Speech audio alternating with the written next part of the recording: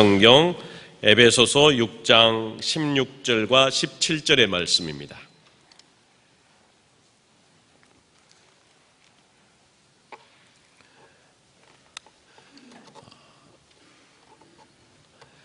우리 다 같이 한 목소리로 함께 읽도록 하겠습니다. 모든 것 위에 믿음의 방패를 가지고 이로써 능히 악한 자의 모든 불화살을 소멸하고 구원의 투구와 성령의 검 곧 하나님의 말씀을 가지라. 아멘. 이 시간에는 에베소서 강의 22번째 하나님의 전심갑주 두 번째입니다. 목사님 나오셔서 귀한 말씀 선포해 주시겠습니다.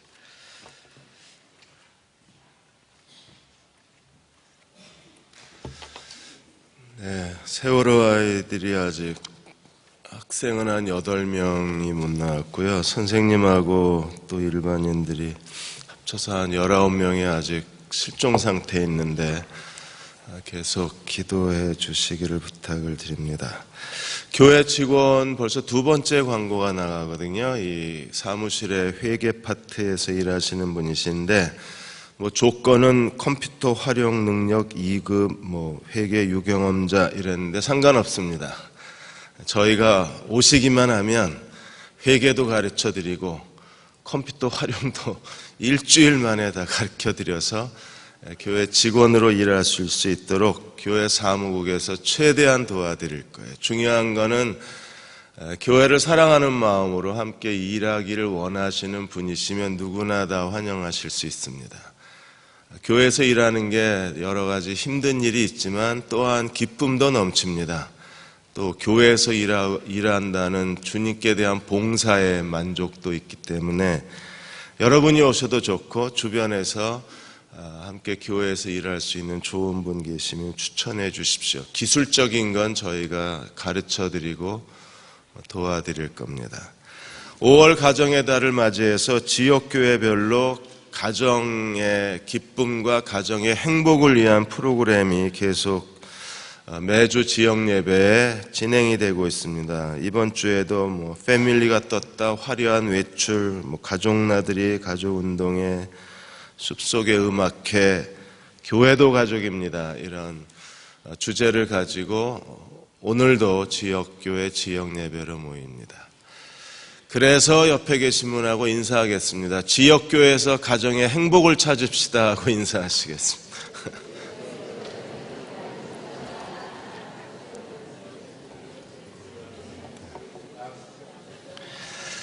예, 불편해 하실 줄 알고 인사하자고 그랬습니다. 예, 하나님의 전신갑주 두 번째 말씀 함께 나누겠습니다.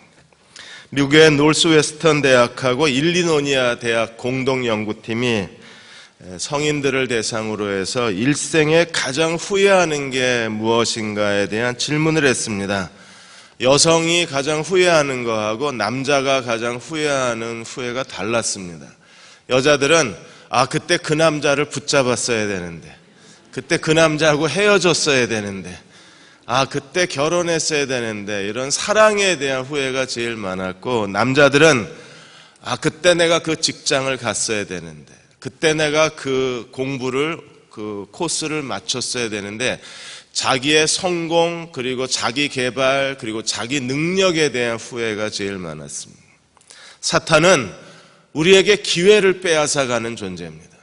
마귀는 우는 사자와 같이 두루 다니며 삼킬 자를 찾는데, 마귀가 우리를 삼킨다는 게 무엇입니까? 마귀의 먹잇감이 된다는 건 뭘 의미할까요? 우리가 성경에서 세 가지 사탄이 우리에게 가장 소중한 것을 빼앗아가는데, 그 첫째가 하나님과의 관계를 느슨하게 만들고 하나님과의 관계를 약화시키고 아예 하나님과의 관계를 끊어버립니다. 그래서 어느 날 성실하게 주님을 섬기던 사람들이 영적 나태에 빠지고 영적 무기력에 빠져서 결국에 하나님에게서 멀어지게 되는 것은 마귀의 괴계예요. 또 하나 중요한 것은 하나님이 우리 한 사람 한 사람에게 인생의 계획과 하나님의 목적을 갖고 계시고 우리의 걸음을 인도하고 계십니다. 여러분, 하나님이 죽을 때까지 우리를 인도하고 계신 하나님이심을 믿으십니까? 근데 어떤 사람들은 하나님의 인도하심을 찾지를 못합니다. 하나님의 계획이 중단돼 버려요. 마치 짓다만 건물처럼 골조만 덩그러니 남고 그리고 건물이 흉물이 되어져 가는 것처럼 하나님의 인도하심이 멈춰버린 사람들이 있습니다. 그 사람이 믿음이 없어서가 아니라 그가 하나님 앞에 게을러서가 아니라 마귀의 괴계는 어떻게 하든지 우리 인생을 향한 하나님의 목적과 하나님의 계획을 회방해서 우리로 하여금 하나님의 길에서 멀어지게 만드는 거예요. 또 하나 마귀의 가장 중심적인 목표, 삼킬 자, 먹잇감을 찾는데 우리로 하여금 하나님의 영광을 위해서 살지 못하게 만듭니다. 갑자기 사람이 교만해집니다. 갑자기 사람이 욕심에 사로잡힙니다. 마치 사울이 처음에 하나님 앞에 겸손하게 시작했다가 나중에 허영심과 탐욕에 빠져서 하나님의 명령을 불순종하고 버림받은 것처럼 어느 날 갑자기 사람이 하나님께 대해서 하나님의 영광보다 자신의 영광을 구하다가 버림받게 돼요. 이 모든 게 마귀의 괴계입니다. 그러므로 바울은 우리에게 이러한 마귀의 괴계를 능히 대적하기 위해서 하나님의 전신갑주를 입으라고 말했습니다. 마귀는 파괴자요, 마귀는 회방자요, 마귀는 거짓말장이요, 마귀는 지금도 두루다니며 먹잇감을 찾고 있습니다. 그러므로 우리가 마귀의 존재를 잘 알아야 합니다. 어떤 사람들은 지나치게 마귀에 대해서 예민하게 반응을 하고 어떤 사람은 너무 지나치게 마귀라는 존재에 대해서 등을 돌립니다. 이 사단의 존재에 대한 영적 지성과 신앙의 균형이 필요해요. 오늘 6장 16절에 모든 것 위에 그랬습니다. 모든 것이 무엇입니까? 진리의 허리띠, 의의 흉배, 평안의 복음에 예비한 신발. 이 세 가지 위에 또 다른 세 가지를 더하라 그랬습니다. 모든 것 위에라고 하는 말은 모든 상황 속에서라는 의미도 있고 이 모든 것 위에 우리가 더 가져야 할 또 다른 것이 있다는 설명입니다. 우리 하나님의 전신갑주 6가지를 크게 셋으로 나눌 수 있는데 지난주에 세 가지 진리의 허리띠, 의의 흉배, 평안의 복음의 신발처럼 이건 하나님의 전신갑주의 인격성입니다. 모든 사람이 신앙의 인격 속에 이 세 가지를 갖추어야 돼요. 그래야 인격에 지정의가 있는 것처럼 이 신앙의 인격성을 가져야 그 사람이 성숙한 사람이 되고 하나님의 모든 능력으로 능한 자가 되어서 끝까지 하나님과 믿음으로 동행하는 사람이 될 수 있고 착하고 충성된 종으로 자기 책임을 다하는 사람이 될 수 있어요. 이 신앙의 인격성 위에 하나님의 전신갑주의 인격성 위에 또다시 믿음의 방패, 구원의 투구, 성령의 검을 가지라고 말씀했는데 이건 하나님의 전신갑주의 기술적 능력을 의미합니다. 스킬이 뛰어나야 돼요. 능력이 뛰어나야 합니다. 마치 그 달인처럼 전문가처럼 이 부분에 있어서는 우리가 최고의 전문가가 돼야 돼요. 그건 믿음과 구원과 하나님 말씀에 대한 다시 6가지 전체를 오늘 개략적으로 살펴보고자 합니다. 첫째로 하나님의 전신갑주의 인격성입니다. 진리의 허리띠를 띠라고 그랬습니다. 지난주에서 설명한 것과 다른 관점에서 이 진리의 허리띠를 설명한다면 사람이 신실하게 살려면 허리띠, 벨트를 강하게 매야 합니다.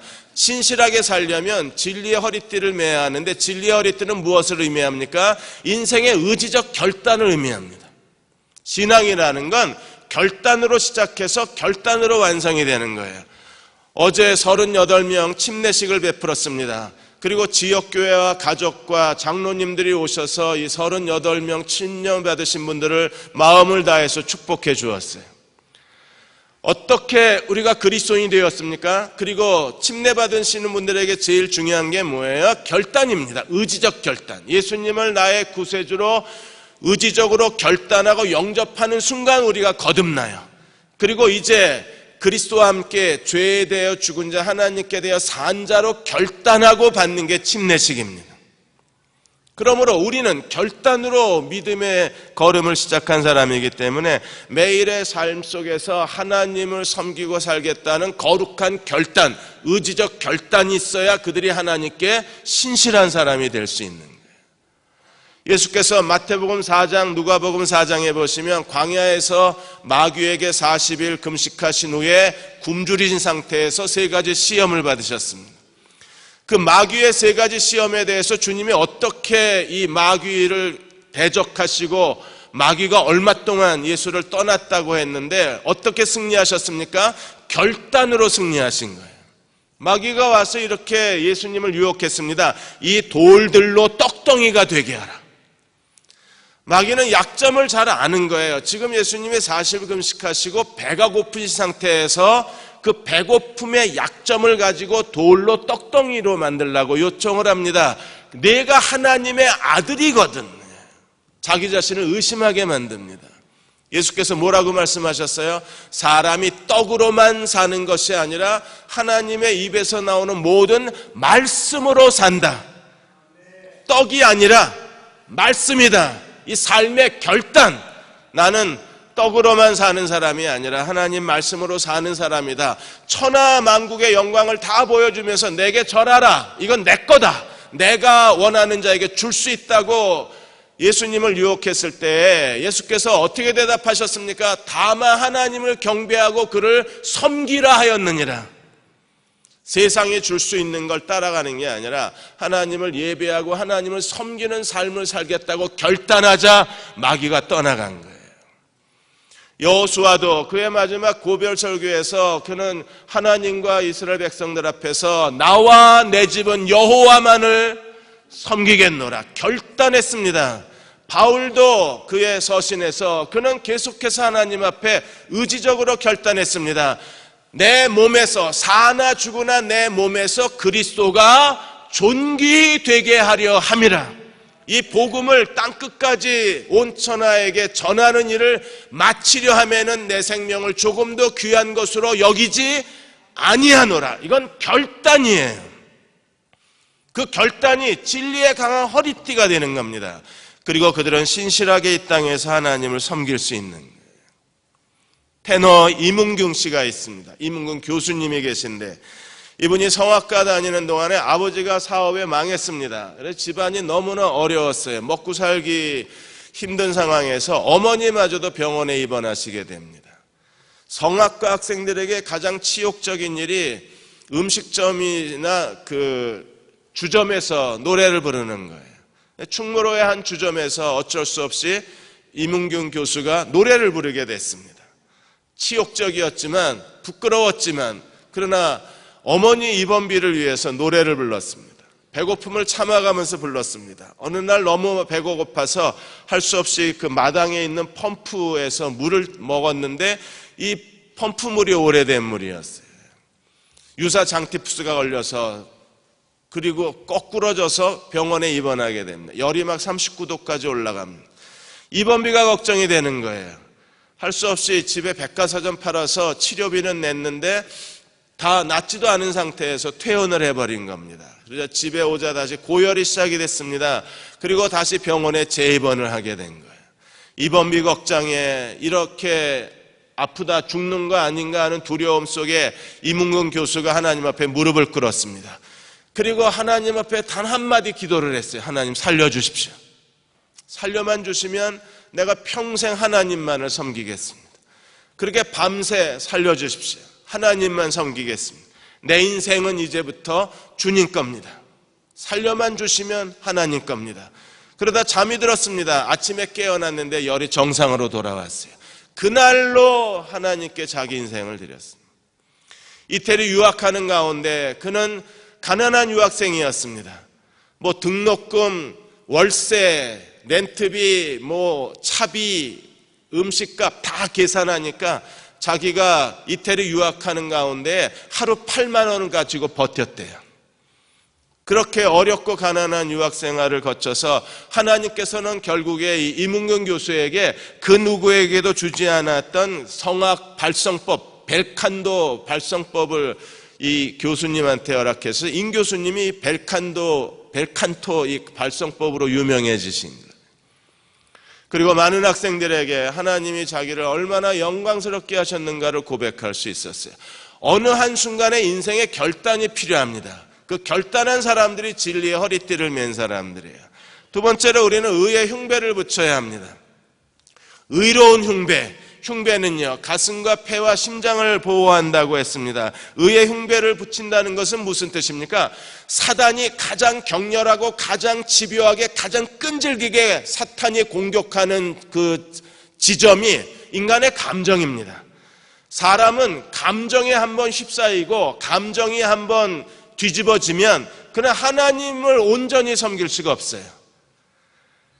언제나 감정이 변덕스러운 사람들, 감정이 너무 부정적으로 가득 차 있는 사람들, 자기 감정을 통제하지 못하는 사람들, 감정에 끌려다니는 사람들, 또 어떤 사람들은 감정이 너무나 감동이 없는 사람들, 무감각한 감정을 갖고 사는 사람들은 이 땅에 살아가는 동안에 하나님의 뜻을 찾고 하나님을 온전함으로 예배하고 그리고 하나님을 진심으로 사랑할 수가 없는 거예요.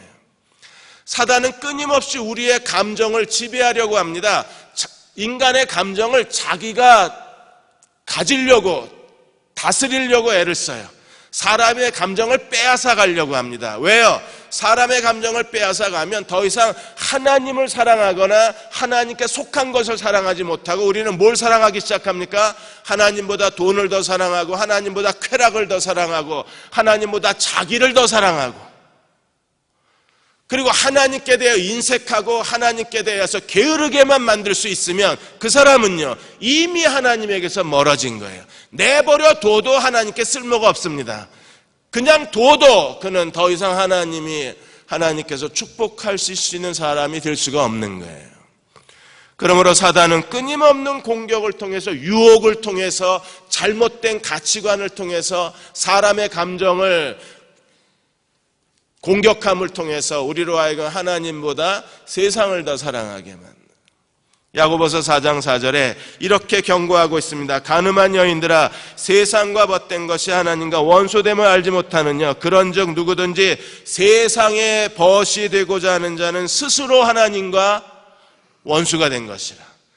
세상의 친구 하나님의 원수인데 세상의 친구가 되려고 하면 스스로 누가 시키지 않아도 강요를 안 해도 자기가 알아서 뭐가 된 거예요?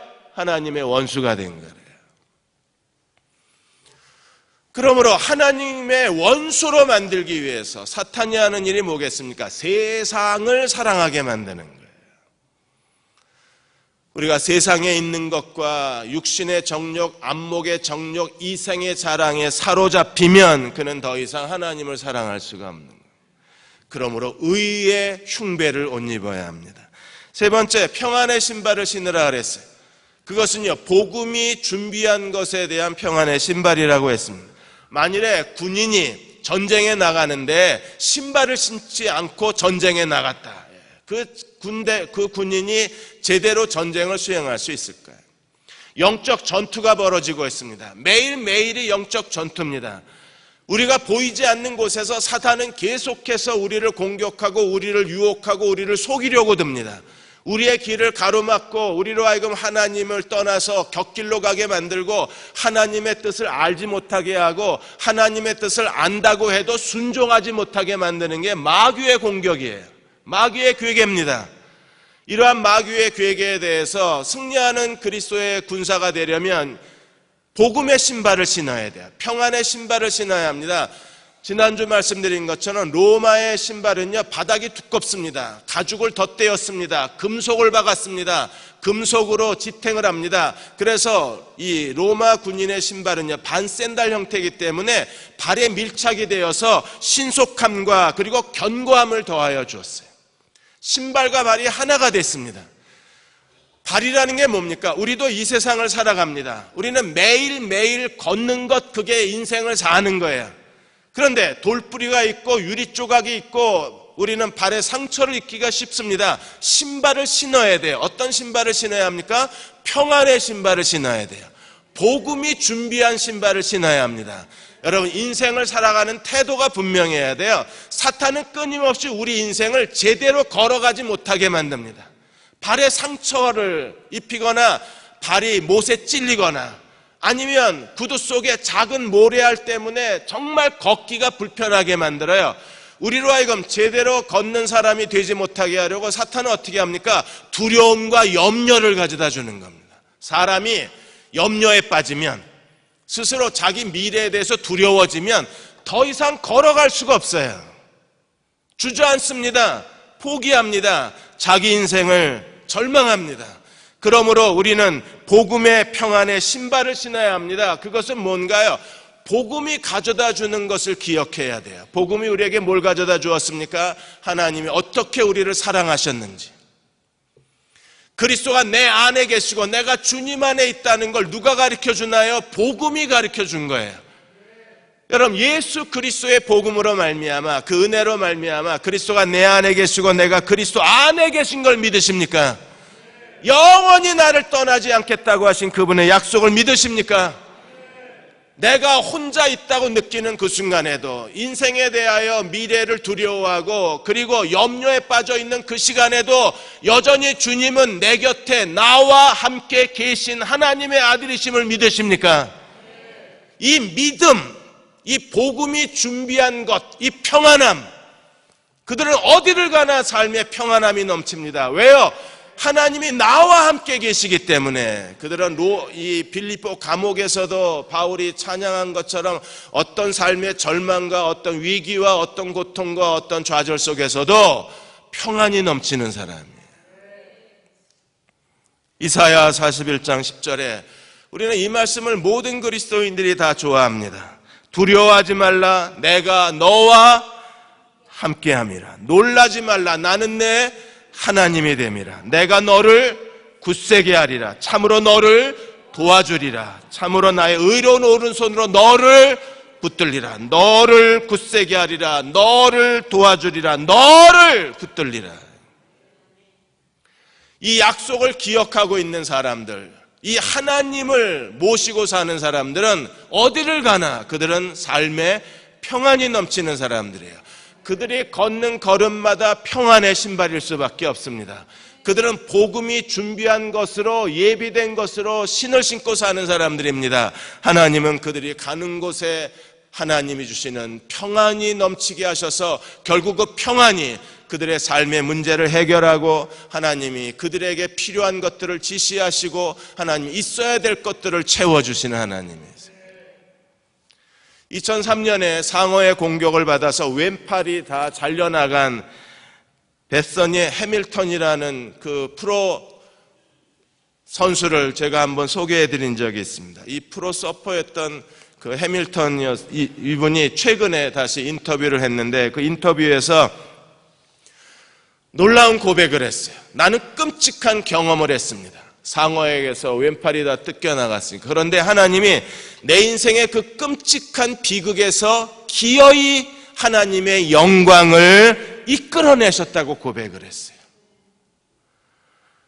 우리도 다 인생에 어려움이 있습니다. 고통이 있습니다. 실패가 있습니다. 그리고 부끄러움이 있습니다. 그런데 하나님이 그 자리에서 우리를 내버려 두신 것이 아니라 그 끔찍한 경험에서 하나님의 영광을 이끌어내시는 분이시라고 해밀턴이 고백을 한 거예요. 이제 24살입니다. 그런데 그 고백을 통해서 이 해밀턴이 하는 말이 무엇인가 하면 매일 아침 나는 일어날 때마다 오늘이 하나님의 영광이 되기를 소망한다 그랬어요. 오늘이 어떻게 하나님의 영광이 됩니까? 그녀의 마음에, 그녀의 가슴에 하나님의 평안이 넘치기 때문입니다. 그 평안이 누가 준 건가요? 눈에 보이는 현실 때문이 아니라 하나님이 나와 함께 계시기 때문에 흘러넘치는 평안인 거예요. 그리고 해밀턴은 내가 원하는 것, 내가 이 세상에서 원하는 모든 것이 있다면 나는 마음을 다하여 하나님을 사랑하는 것이라고 고백을 했습니다. 그녀는 잃어버린 건 왼팔이었지만 그것 때문에 하나님이 더 많은 걸 허락해 주셔서 더 많은 사람들에게 하나님의 사랑을 증거하고 더 많은 사람들에게 마음의 빛을 비추어 줄 수 있었고 더 많은 사람들에게 하나님의 사랑을 증거할 수 있었다고 고백을 합니다. 삶의 평안입니다. 이렇게 진리의 허리띠, 의의 흉배, 평안의 신발을 신은 다음에 우리는요 이제 기술적 능력을 가져야 돼요. 그것은 끊임없이 성령의 연단을 통해서 또 자기가 자기를 훈련함을 통해서 우리가 이 기술적인 세 가지 하나님의 전신갑주를 입어야 하는데 그 첫째가 믿음의 방패입니다. 로마 군인들은요, 두 가지 방패를 가지고 있어요. 하나는 원형의 작은 방패를 가지고 1대1로 맞붙어 싸울 때 상대방의 칼로부터 자기를 보호해 주었고, 그리고 고대의 가장 무서운 무기 중에 하나가 불화살이었는데, 이 화전으로부터 자기를 보호해 주기 위해서 너비 60cm, 길이 120cm가 되는 그 긴 방패로 자기 온몸을 가렸어요. 고대 전쟁에서 불화살은 정말 무서운 무기였습니다. 화살도 두려운 무기였는데 거기에 송진을 묻혀서 불을 붙여서 쏘게 되면 이게 화살의 능력이 배가 되고 서너 배로 더 늘어나니까 많은 군인들이 불화살을 두려워했습니다. 로마 군인의 방패는요, 120cm나 돼서 온몸을 가릴 수는 있었지만, 그러나 나무에다 가죽을 입혀놨기 때문에 일단 방패에 불이 붙으면 버려야 돼요. 그냥 웅크리고 있다간 방패에서 옮겨붙은 불 때문에 불타서 죽는 병사도 많았습니다. 그래서 로마 군대가 가장 많이 연구를 한 게 이 불화살을 견뎌낼 수 있는 방패를 만드는데 많은 전문가들이 동원됐다고 문헌에 나오는 거예요. 어떻게 만들었습니까?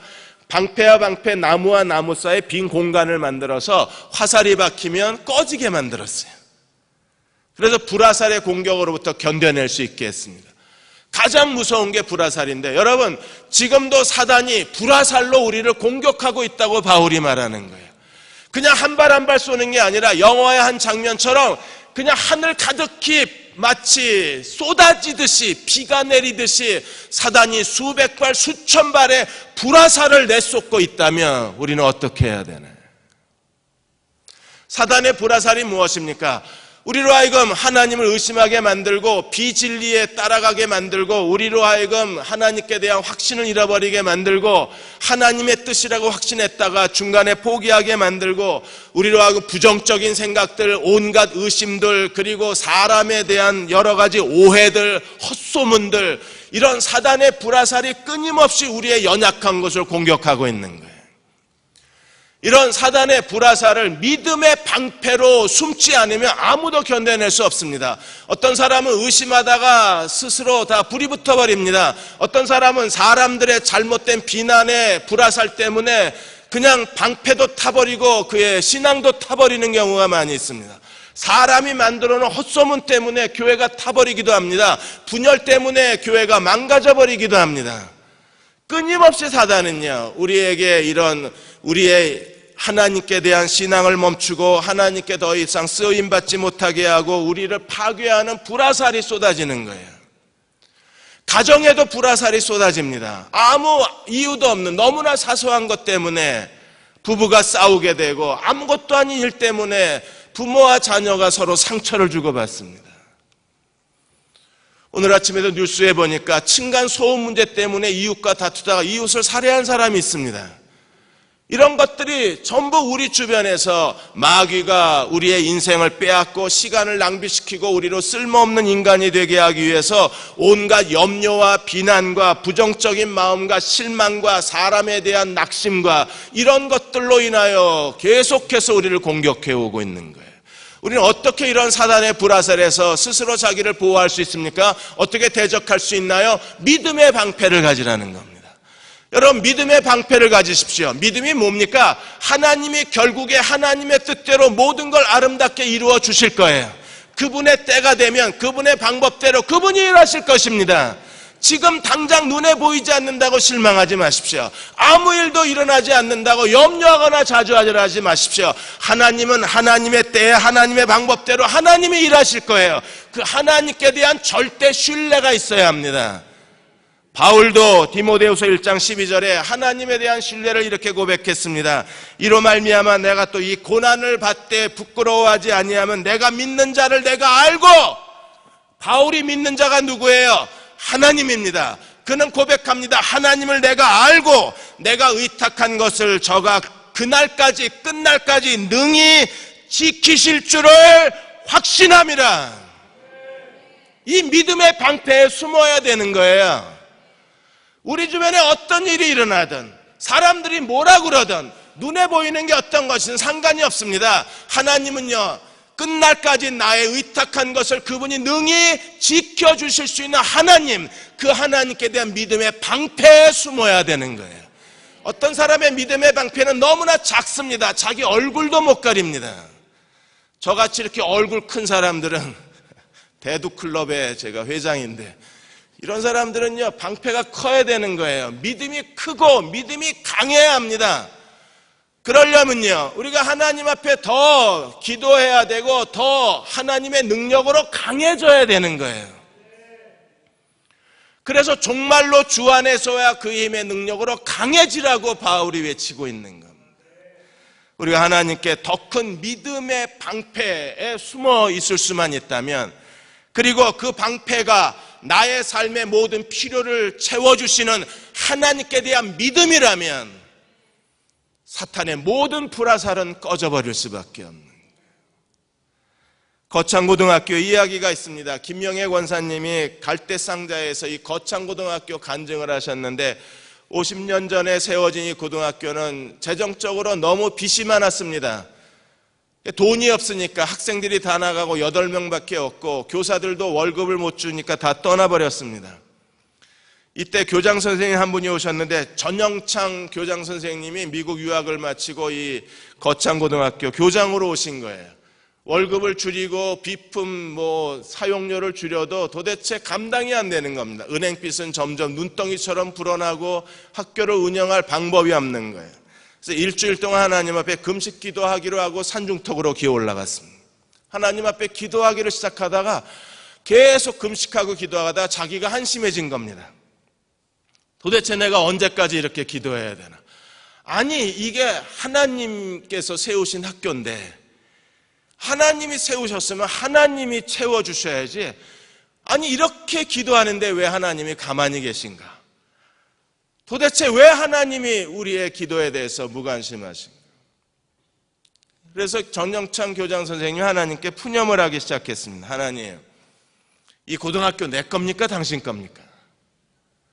내가 여기 왜 왔습니까? 돈 벌러 왔습니까? 무슨 이게 명예가 있어서 왔습니까?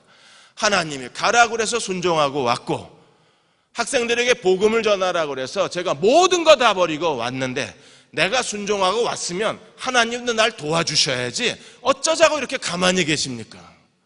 너무 답답하신 거예요. 그렇게 한참 하나님께 푸념을 하다가 눈을 들어서 하늘을 봤는데 저녁 노을이 너무 아름답게 저녁 노을이 지어져요. 하늘은, 이쪽 하늘은 너무나 맑고 저녁 노을은 붉게 문들러가고, 산에 있었으니까 그 숲의 나무의 아름다운 숲의 향기, 정신이 번쩍 든 겁니다. 하나님은 어떤 분이세요? 이 천지를 창조하신 하나님, 그 아름다운 노을을 만드시고 정확하게 우주의 질서가 흘러가고 있는데, 야, 내가 하나님, 그 하나님께 대해서 하나님이 도우시려고 했으면 벌써 도와주실 수 있는 문제인데 하나님이 돕지 않으실 땐 이유가 있을 게 아닌가. 그 순간에 정신이 번쩍 들더랍니다. 하나님, 제가 불평한 거 취소하겠습니다. 이제 내려가서 다시 거창고등학교 교장 선생으로 살겠습니다. 빚을 갚아주시든지 마시든지 알아서 하십시오. 이러고 내려왔어요. 그렇고 그날 밤에 집에서 쉬시고 아침에 학교에 등교하셨는데, 사무실에 들어가자마자 책상 위에 전보가 하나 와 있었습니다. 미국에서 같이 공부하던 유학생 동창생의 전보입니다. 그 동창생이 2,050불 내 구자에 송금했으니까 알아서 학교를 위해서 쓰라는 거예요. 그 돈이면, 이게 50년 60년 전 얘기니까 그 돈이면 지금 당장 학교에 필요한 돈, 빚을 갖고 학교를 정상적으로 운영할 수 있는 돈이 된 거예요. 그러자 전영창 교장 선생님이 웃으면서 전보를 보시면서 웃었대요. 주시려면 진작 주시지. 하나님은 주실 수 있어요. 근데 왜 안 주십니까? 하나님 의지하는 법을 배우라고, 믿음의 방패가 무엇인지를 깨달으라고. 그래서 하나님께서 우리의 믿음을 연단시키시고 우리의 믿음을 강하게 만드시는 거예요. 믿음의 방패는 클수록 좋아요. 이 2겹이 아니라 3겹, 4겹이면요 어떤 사단의 불화살도 우리를 공격할 수가 없어요. 두 번째로 우리는 구원의 투구를 머리에 써야 합니다. 여러분, 구원의 투구를 머리에 써야 돼요. 구원의 투구를 쓴다는 것은 무엇을 의미합니까? 그것은 세속적 가치관을 가지고 사는 게 아니라 하나님 나라 가치관, 하나님 나라 인생의 목적을 알고 하나님 나라를 힘써 구하는 사람들입니다. 세상 사람들은 뭘 염려하고 삽니까? 마태복음 6장에 보시면 매일 무엇을 먹을까, 무엇을 마실까, 무엇을 입을까 염려하고 살아요. 그러나 그리스도인은요, 구원의 투구를 쓴 사람들은 염려하는 게 다릅니다. 인생에 구하는 게 달라요. 우리는 뭘 구하고 삽니까? 하나님 나라와 그의 의를 먼저 구하라. 그리하면 이 모든 것을 너희에게 더하여 주시리라. 그러므로 우리는 먼저 무엇을 구하는 사람입니까? 이 세상에서 똑같은 인간으로 살고 똑같은 음식을 먹고 똑같은 공기를 호흡하고 살지만 우리는 구원의 투구를 쓴 사람이에요. 뭘 위해서 삽니까? 하나님 나라와 그 의를 구하는 사람들이에요. 삶의 가치관이 다른 사람들입니다. 사탄은 끊임없이 이 세상의 철학과 이 세상 가치관과 이 세상 문화에 따라서 살라고 우리를 유혹합니다. 그러나 우리는 이 세상 사람이 살아가는 방식으로 살아가는 사람이 아니라 우리는 또 다른 삶의 가치관이 있고 또 다른 삶의 목적이 있는 사람이에요. 우리는 어떤 목적을 갖고 있습니까? 그리스도의 계명과 그리스도의 지상명령에 순종하는 사람들입니다. 세상 사람들은 자기가 무엇을 더 얻어야 될지, 더 많은 돈, 더 많은 출세, 더 많은 성공을 위해서 살아갑니다. 그러나 우리는 이 세상에 성공하기 위해서 사는 것이 아니라 남들보다 더 많은 돈을 벌려고 사는 게 아니라 남들보다 더 출세하려고 사는 게 아니라 우리는 무엇 때문에 삽니까? 그리스도의 계명에 순종하기 위해서 사는 거예요. 내가 너희를 사랑한 것 같이 너희도 서로 사랑하라고 말씀하셨습니다. 너희는 가서 모든 족속을 제자로 삼으라. 지상명령이야말로 우리의 가진 모든 걸 바쳐서 성취해야 할 가장 가치 있는 인생의 목표는 그리스도의 지상명령입니다. 너희 가운데 지극히 작은 자 하나에게 한 것이 곧 내게 한 것이라는 주님의 계명대로 순종하는 사람들, 그들이 이 시대에서 구원의 투구를 쓰고 사는 사람들이에요. 무엇을 생각해야 될지를 아는 겁니다. 우리의 의식을 지배하는 것이 세속적 가치관인지 하나님 나라인지 분별되는 사람들인 거예요. 구원파는 이단이지만 구원의 투구가 철저한 사람들입니다. 지금 검찰이 어디를 지켜보고 있습니까? 금수원을 지켜보고 있습니다. 안성에 있는 금수원, 구원파 왕국입니다. 이 금수원의 이름의 뜻이 뭡니까? 수를 놓은 비단이라는 게 표면적으로는 수를 놓은 비단이 금수원입니다. 그런데 내면적으로 구원파 신도들에게 금수원은 뭘 의미해요? 짐승들을 의미합니다. 왜 금수원이라는 이름이 붙었습니까? 구원파를 믿지 않거나 구원파에 소속되지 않은 사람들은 전부 짐승이요 버러지라는 거예요. 그 사람들은 우리 사람으로 안 봅니다.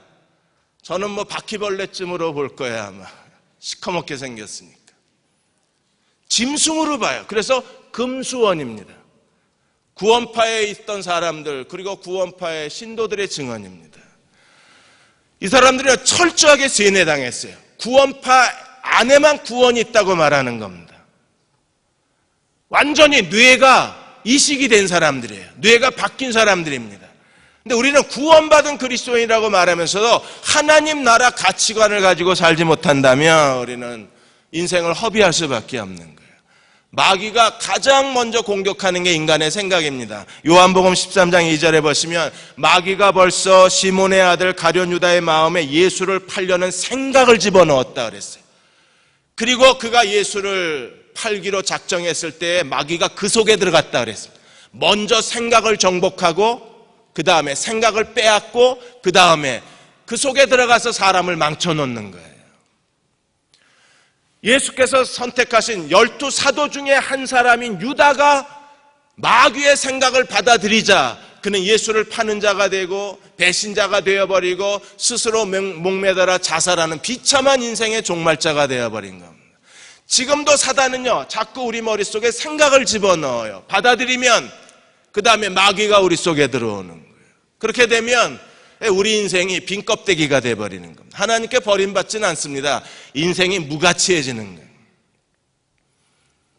우리는 하나님께서 우리에게 무엇을 원하시는가를 알고 그리스도의 계명대로 사는 그리스도의 종들이 되어야만 합니다. 세상적 가치관, 세상적인 문화를 따라 사는 것이 아니라 우리의 삶을 지배하는 건 뭐여야 돼요? 그리스도의 지상명령, 그리스도의 새 계명이어야만 합니다. 마지막으로 세 번째 가져야 될 것이 무엇입니까? 성령의 검을 가져라. 17절에 보시면 구원의 투구와 성령의 검, 곧 하나님의 말씀을 가져라. 전쟁터에 나가는데 총 없이 나갑니다. 이 군인은 며칠이나 살 수 있을까요? 고대 전쟁에서는 1대1로 맞붙는 전쟁입니다. 그런데 칼을 들고 나가지 않았습니다. 이 군사는 몇 시간이나 생존 가능할까요? 1대1로 맞붙는 고대 전투에서 제일 중요한 것은요, 날카로운 칼입니다. 그리고 뛰어난 성능을 가진 칼이에요. 이 칼이 있어야만 자기 생존이 보장받는 겁니다. 마찬가지로 우리가 맨 마지막에, 지금까지는 계속 방어용이었었는데 마지막 가져야 할 공격용 무기가 무엇입니까? 성령의 검, 곧 하나님의 말씀을 가져라. 마귀가 예수를 광야에서 시험했을 때 주님이 다 뭘로 마귀를 이기셨습니까? 기록하였으되 신명기에서 찾아낸 말씀을 가지고 정확하게 마귀의 유혹을 대적할 수 있는, 마귀의 유혹을 대항할 수 있는 하나님의 말씀을 찾아내셔서 말씀으로 이겨내신 거예요. 돌을 떡덩이가 되게 하라. 사람이 떡으로만 살 것이야 하나님의 말씀으로 살 것이라. 다 내 거다. 절하면 내게 주겠다. 다만 하나님을 경배하고 그를 섬기라 하였느니라. 그리고 기록하였으되 내가 성전꽃에서 떨어지면 하나님이 내 발이 땅에 닿지 않겠다고 하나님이 말씀하셨다. 하나님 말씀을 잘못 인용하는 거예요. 마귀도 말씀 갖고서 우리를 시험합니다. 그래서 예수님이 뭐라고 말씀하셨어요? 기록하였으되 주 너희 하나님을 시험치 말라. 기록하였으되 공격하는 마귀에 대해서 기록하였으되 예수께서 대답하시고 마귀가 스스로 떠나가게 만드신 거예요.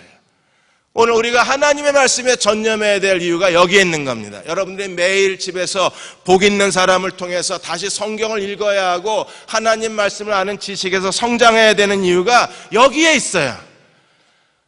하나님 말씀이 날카로워야 합니다. 하나님의 말씀이 강해야 합니다. 하나님 말씀이 뛰어나야 합니다. 그래야 마귀의 모든 공격을 우리가 대항할 수 있는 거예요.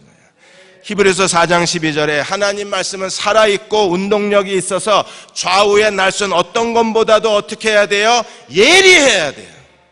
말씀이 살아있어서 운동력이 있고 예리해야 돼요. 그래야 사탄이 무엇을 유혹할 때 우리는 뭐라고 대답해야 합니까? 기록하였으되.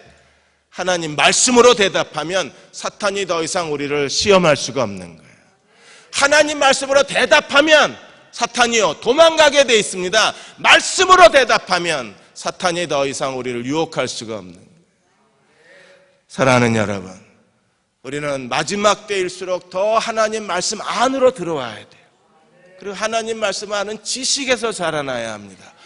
그래야 더 이상 마귀에게 속아서 마귀의 유혹에 빠져서 마귀가 파는 함정에 빠져서 하나님께 시간을 낭비하고 인생을 낭비하는 죄인이 되지 않을 수 있는 거예요. 얼마나 많은 그리스도인들이 시간을 낭비하고 있는지 모릅니다. 왜 저러고 있지? 지금 저러고 있을 때가 아닌데, 지금 뭔가 붙잡고 뛰어가야 하는데, 지금은 더 전심으로 기도해야 되는데 기도할 수도 없고 뛰어갈 수도 없고 길이 어딘지 찾을 수도 없게 만드는 게 마귀의 전략이에요. 마귀는 우리의 연약한 곳이 어딘가를 너무나 잘 압니다. 그래서 그 약점을 계속 치는 거예요. 적에도 약점이 있습니다. 그래서 어느 날 저는 하나님 앞에 기도했습니다. 하나님, 저의 약점을 알게 해주십시오. 사탄이 그것만 건드리면 제가 영적으로 슬럼프에 빠지는 거예요. 사탄이 그것만 치면 제가 갑자기 힘이 없어지는 거예요. 그것만 치면 모든 의욕을 다 잃어버립니다. 우리도 하나님 앞에 기도해야 합니다. 사람마다 다 자기 약점이 있어요. 하나님, 내 약점이 무엇인가를 내게 보게 해 주십시오. 깨닫게 해 주십시오. 그리고 거기를 2중 3중으로 커버해야 돼요. 그래야 사탄이 우리를 건드려도, 지금도 건드리고 있어요. 예배 중에도 가장 거룩한 시간에도 사단은 계속 하늘 가득히 불화살을 쏘아댑니다. 기도하는 순간에도 사단은 역사를 하는 거예요. 무엇 때문에? 더 이상 하나님께 쓸모없게 만들려고. 어떻게? 하나님의 영광의 그릇이 되지 못하게. 무엇 때문에? 하나님의 능력의 그릇이 되지 못하게. 너는 그냥 여기서 이만큼 하면 됐으니까 이만큼에서 살아. 자꾸 우리를 주저앉혀요. 더 하나님께 쓰임받지 못하게 만드는 겁니다. 거부해야 합니다. 대적해야 합니다. 이겨내야 합니다. 그리고 하나님의 전신갑주를 입어야 합니다. 하나님의 전신갑주를 단 1초라도 벗어놓고 있으면 안 돼요. 단 한 번의 불화살로 우리 몸이 다 불태워질 수 있기 때문에, 단 한 번의 실수로 우리 인생이 망가질 수도 있기 때문에 우리는 전신갑주를 벗어나서도 안 돼요. 잘 때도 입어야 합니다. 하루 종일 입고 있어야 돼요. 마귀의 괴계를 능히 대적하고, 사랑하는 교우 여러분, 마귀의 괴계를 능히 대적하고 이 시대에 하나님의 영광의 그릇이 되어서 끝날까지 쓰임받으시는 저와 여러분이 되시기를 주의 이름으로 축원합니다. 대적하는 저희를 되게 하여 주옵소서. 너는 나를 넘어지게 하는 자로다. 예수께서도 소리 지르셔야 했습니다. 지금도 사단은 우리를 넘어뜨리려고 하고 주저앉히고 길을 잃어버리게 만들고 믿음을 흔들어 놓아 하나님을 의지하지 못하게 만듭니다. 하나님 전신갑주를 입게 하여 주옵소서. 대응의 모든 가족은 마지막 그날까지, 그리스도가 다시 오시는 그날까지 하나님의 전신갑주를 입은 그리스도의 군사로 세워주셔서 끝날까지 쓰임받게 하여 주옵소서. 끝날까지 충성되게 하여 주옵소서. 하나님의 영광의 그릇이 되게 하여 주옵소서. 지금은 우리를 죄에서 구원하신 우리 주 예수 그리스도의 은혜와 하나님 아버지의 무한하신 사랑하심과 성령의 인도하시고 위로하시며 도우신 은혜가 오늘 함께 예배드리고 돌아가는 모든 교우와 가정과 자녀들과 이 땅의 교회와 이 민족 위에 지금부터 영원히 함께 하시기를 간절히 축원하옵나이다. 아멘.